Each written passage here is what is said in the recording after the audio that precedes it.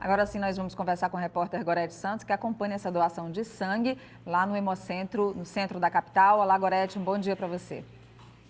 Bom dia, Nádia. Bom dia a todos que acompanham a Notícia da Manhã. O prefeito estava fazendo exatamente esse cadastro, a triagem que é necessária antes da doação de sangue. Está aqui conosco agora, vai dar esse pontapé inicial em relação a essa campanha que é muito importante.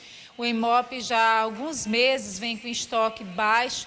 Está chegando o período de carnaval, prefeito, é necessário que todos encabecem essa campanha. O senhor dá esse pontapé inicial, esse incentivo também à população. Bom dia.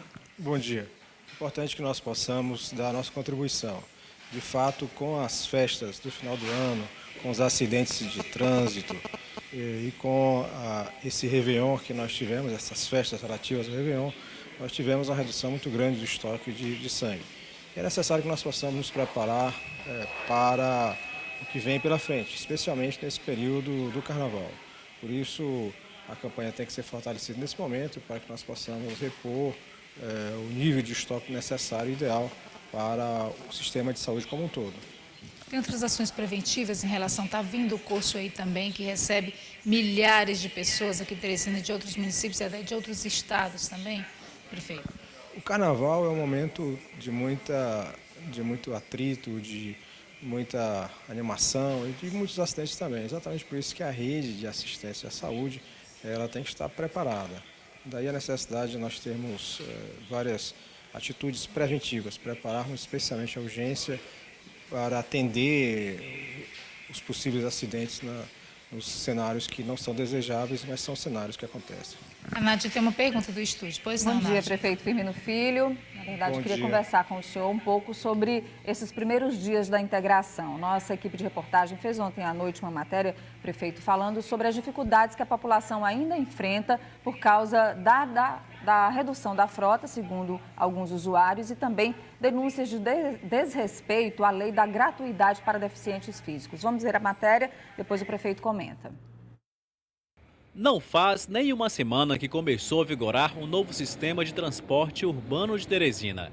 Atualmente, a capital do Piauí conta com 100 linhas de ônibus e a prefeitura promete integrar 97 delas. Mas as dúvidas são muitas e outras reclamações são antigas. A Superintendência de Trânsito comemora a redução da quantidade de pessoas nas paradas atribuídas ao novo sistema. Só que as aulas, na maioria das escolas e faculdades, ainda não começaram. Para o balconista Orlando Portela, o novo sistema complicou a vida dele. Orlando diz que a quantidade de ônibus diminuiu em certos horários. Tá difícil a gente pegar ônibus aqui. A gente tá demorando mais de uma hora para poder passar um ônibus aqui. E cada dia que passa aqui, por exemplo, de segunda até hoje, a gente fica aqui esperando a mercê, né? De bandidos também aqui. Em quase todos os lugares, encontramos pessoas que não têm a mínima ideia de como funciona a integração.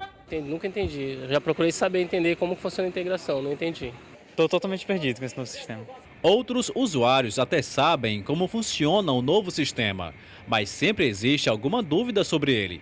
São perguntas que até já foram respondidas, mas que sempre aparecem. A integração antiga, tu pegava um ônibus, não sabia se pegando outra linha ia dar certo. Aí eu queria saber isso, como é que vai ser? Vai ser todos os ônibus? A minha dúvida é em relação às faixas, né, que estão sendo usadas nos ônibus, porque para mim que seria tudo igual, né, em todos os ônibus. Além dessa certa confusão quanto ao novo sistema, muitos usuários do transporte coletivo não estão satisfeitos com o serviço. Uma das reclamações é com relação à insegurança próximo às paradas. Nesse ponto da Praça do Fripisa, no centro de Teresina, os arrastões acontecem com frequência. De 6 a 7 horas da noite, que é assalto toda hora. Toda hora, não tem uma polícia. Eles chegam, façam meia hora aqui e vão embora. Porque tem que ficar a polícia de 7 da noite até 11, quando encerrar aqui o pessoal. Ontem teve um arrastão ali, roubaram 15 pessoas ali só de uma vez. Constrangimento é quase rotina para esse homem. O laudo médico diz que ele sofre de transtornos psiquiátricos. Por causa disso, ele foi afastado definitivamente do trabalho e recebeu a carteira do passe livre. Mas nem sempre os cobradores de ônibus da linha Teresina-Timon aceitam o documento. Aí, ele é obrigado a pagar pela passagem, mas só quando pode. O caso já foi parar na delegacia, como mostra esse boletim de ocorrência. Ele diz que eu não sou doente, A doença é falsa, eu mostrei todo o documento dizendo, o documento me fala que eu sou doente, doença falsa, e eu inventei o documento dizendo que eu provavelmente sou doente. Outra reclamação dos usuários do transporte coletivo de Teresina é com relação às paradas de ônibus. Mesmo com os reajustes na tarifa que aconteceram em anos anteriores e com a mudança do sistema para a integração, muitos pontos de ônibus estão dessa forma, sem os abrigos. Durante o dia, os passageiros pegam sol ou mesmo chuva. A dona de casa, Maísa Barreto, sofre com esse dilema todo dia. E ela denuncia que vários pontos de ônibus da cidade estão nessa mesma situação. E se chover, ela já sabe a consequência. A gente teria que ficar na chuva, né? Aguentando. Infelizmente, né? Não tem cobertura, não tem um banco para sentar. E é a nossa realidade em Teresina. Prefeito, esses ajustes sobre o sistema de integração, como é que a Prefeitura fez a avaliação dessa primeira semana de funcionamento do novo sistema? Bem, eu gostaria, pelo lugar de responder a reportagem. Levantaram vários problemas de um setor que que está no fundo do poço. É justamente para enfrentar essa adversidade que nós estamos fazendo essas transformações. É necessário que nós possamos separar aquilo que é problema de transporte para que nós possamos enfrentá-lo. A reportagem levantou um conjunto de questões que merecem e devem ser devidamente enfrentadas. O que nós estamos fazendo para tirar esse sistema do fundo do poço? Basicamente, colocando em prática o Plano Diretor de Transporte Urbano, que foi elaborado em 2009. É necessário que nós possamos dar os primeiros passos. Qual foi o passo inicial? Processo de licitação para que nós pudéssemos regularizar, do ponto de vista jurídico, o contrato com os consórcios a partir de agora. Foi dada a ordem de serviço a partir da semana atrasada. Então, cada consórcio está assumindo a sua responsabilidade. Moral da história, na região sul nós temos uma empresa que assume, na região sudeste nós temos outro consórcio que assume, na região leste temos outro consórcio que assume, na região norte outro consórcio que assume.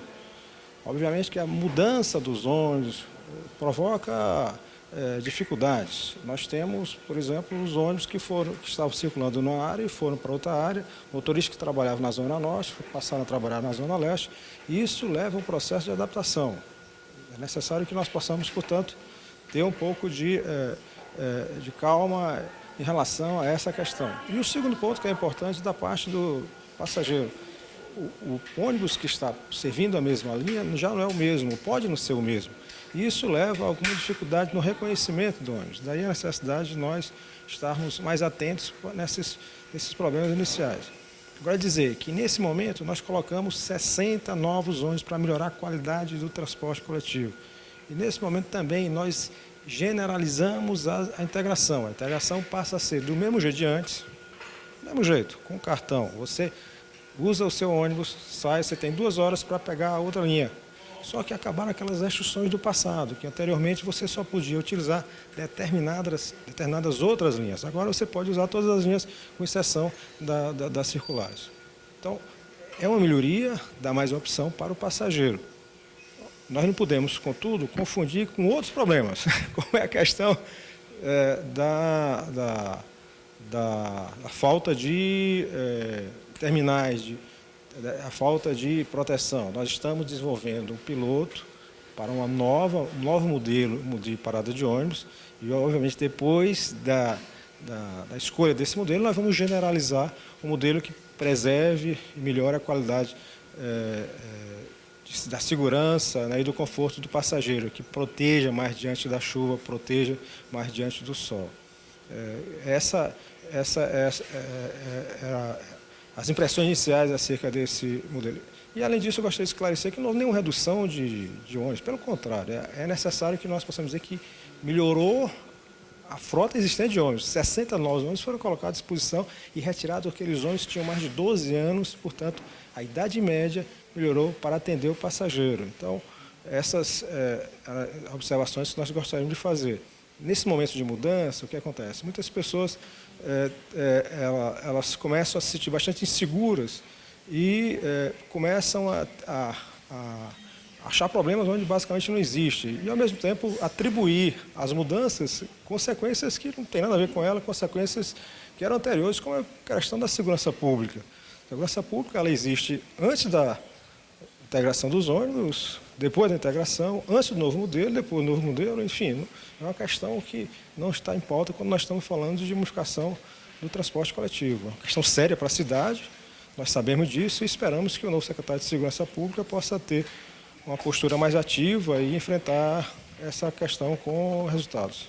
Prefeito, tratando dessa questão ainda do transporte coletivo, há já uma proposta aí, praticamente um acordo com os estudantes, para que essa passagem para eles se mantenha congelada ao longo de um ano.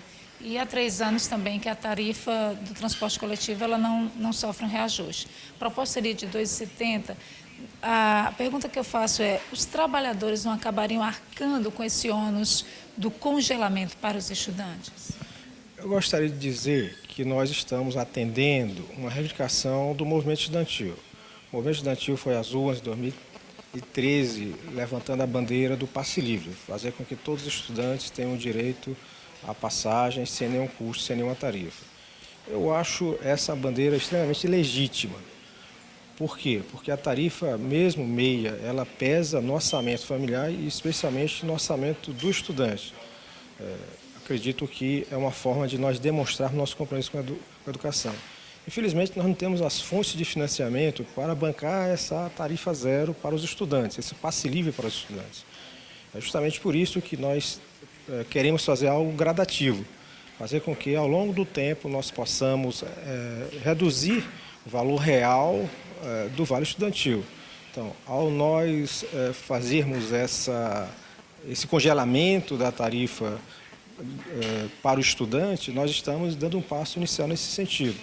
Garantirmos que o estudante vai pagar R$ 1,05 no próximo ano, trabalhar e dar um primeiro passo no sentido de que, ao longo do tempo, nós possamos congelar esse valor e esse valor ser decrescente ao longo do tempo, para que no futuro, médio e longo prazo, nós tenhamos a possibilidade de garantir para os estudantes o passe livre.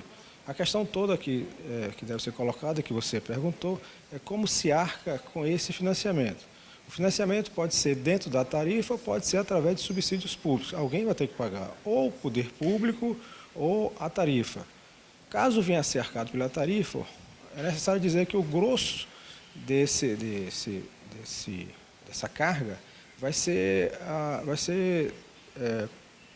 recaída sobre as empresas, porque são as empresas que têm a obrigação de pagar o vale-transporte para o trabalhador, e o trabalhador tem um limite legal para o seu desconto que pode ter no salário relativo ao vale-transporte. Portanto, o vale-transporte vai ser repassado eventualmente para as empresas, e as empresas, obviamente, eventualmente repassam para os preços. Portanto, é a sociedade como um todo que paga. Se nós tivermos o pagamento através de recursos da prefeitura, da mesma forma, são recursos públicos que estão levados para fazer o pagamento desse subsídio. Moral da história, nós estamos apenas vendo mais um exemplo do velho princípio da economia que não tem almoço de graça, alguém paga a conta. Então, se a sociedade entende que é importante que os estudantes tenham acesso a um vale-transporte cada vez mais barato, relativamente mais barato, nós temos que encontrar fontes para fazer esse financiamento. Essas fontes podem ser internas do sistema, pode ser do orçamento municipal, pode ser de orçamento estadual, orçamento federal, eventualmente pode ser da sociedade como um todo através da majoração de preços, como é o caso do vale-transporte que acabamos de falar. É necessário, portanto, que a gente tenha um debate bastante realista. A sociedade quer ou não quer que os estudantes tenham um valor menor na tarifa do ônibus? Essa é uma questão que está aberta e nós estamos atendendo uma reivindicação que é do movimento estudantil. Muito obrigada, então, prefeito Firmino Filho, pelas informações e participação aqui no Jornal no Notícia da Manhã, e liberá-lo, então, para fazer, de fato, essa coleta de sangue que ele veio aqui ao EMOP hoje. Nádia. Obrigada, Gorete. Prefeito aí dando um bom exemplo para que você também, durante agora esse período que o EMOP precisa tanto de sangue, possa também fazer a sua doação voluntária de sangue no Hemocentro de Teresina.